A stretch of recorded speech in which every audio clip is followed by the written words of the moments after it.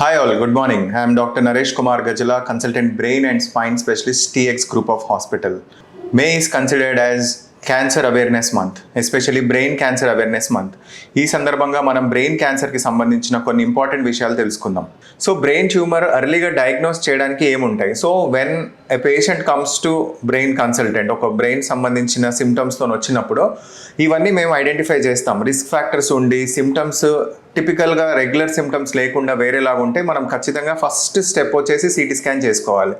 City brain వల్ల చాలామంది అడుగుతారు, సార్ సిటీ బ్రెయిన్ చేయించుకుంటే రేడియేషన్ ఉంటుంది కదా, దానివల్ల బ్రెయిన్కి డ్యామేజ్ అవుతుంది కదా అంటే, మనం చేసేది సిటీ స్కాన్ ఓన్లీ ఇండికేషన్ ఉన్నప్పుడు. అండ్ ఒక్కసారి సిటీ స్కాన్ చేసి అది నార్మల్గా ఉంటే మళ్ళీ నెక్స్ట్ 1-2 years వరకు మనకి ఇంకో సిమ్టమ్స్ రానంత వరకు మళ్ళీ సిటీ స్కాన్ అవసరం లేదు. సో ఒక్కసారి సింగిల్ సిటీ స్కాన్ చేయగానే బ్రెయిన్కి డ్యామేజ్ అయిపోతుంది అన్న అపోహలు పెట్టుకోవద్దు.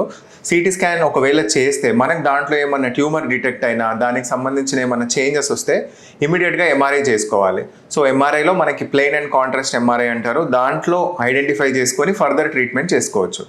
కొంతమందికి వేరే హెడేక్, ఏదో నార్మల్ హెడేక్ వస్తుంది, వాళ్ళు స్కాన్ చేయించుకుంటారు, వాళ్ళకి ట్యూమర్ డిటెక్ట్ అవుతుంది. చిన్న సైజ్ ట్యూమర్ అంటే less than 1 centimeter or 1.5 centimeter size tumours కూడా డిటెక్ట్ అవుతాయి. అలాంటి వాళ్ళు ఏం చేయాలి? సో యూజువల్గా బెనైన్ ట్యూమర్స్ అంటారు. ఇవి వెరీ స్లోగా గ్రో అయ్యే ట్యూమర్స్. బికాజ్ ఇప్పుడు మనం స్కాన్ చేసాం కాబట్టి అవి బయటపడతాయి. సో దీనికి 2 ఆప్షన్స్, అది ఎక్కడుందో లొకేషన్ బట్టి. ఒకవేళ సెన్సిటివ్ లొకేషన్ అయితే మనం ఫస్ట్ రేడియేషన్ తీసుకోవచ్చు. 1.5 centimeter ట్యూమర్కి డైరెక్ట్గా సర్జరీ అడ్వైస్ చేయము. సో రేడియేషన్ తీసుకునే ఛాన్స్ ఉంటుంది. అంటే స్టీరియోటాక్టిక్ రేడియోథెరపీ ఆర్ కరెంట్ ఇచ్చేస్తే ఆ ట్యూమర్ కరిగే అవకాశం ఉంటుంది. ఆ ట్యూమర్ మనకి బెనైన్ అనిపించి ఇది పెరిగే ఛాన్సెస్ తక్కువ ఉంది అంటే వాళ్ళకి సర్జరీ చేయకుండా ఎవ్రీ 6 monthsకి మనం చెక్ స్కాన్ చేస్తాం.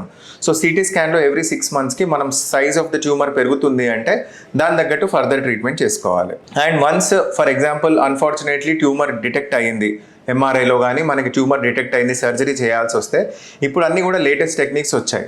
మనం బ్రెయిన్ ట్యూమర్ లోకలైజ్ చేయడానికి న్యూరో నావిగేషన్ అనే టెక్నిక్ యూజ్ చేస్తాం.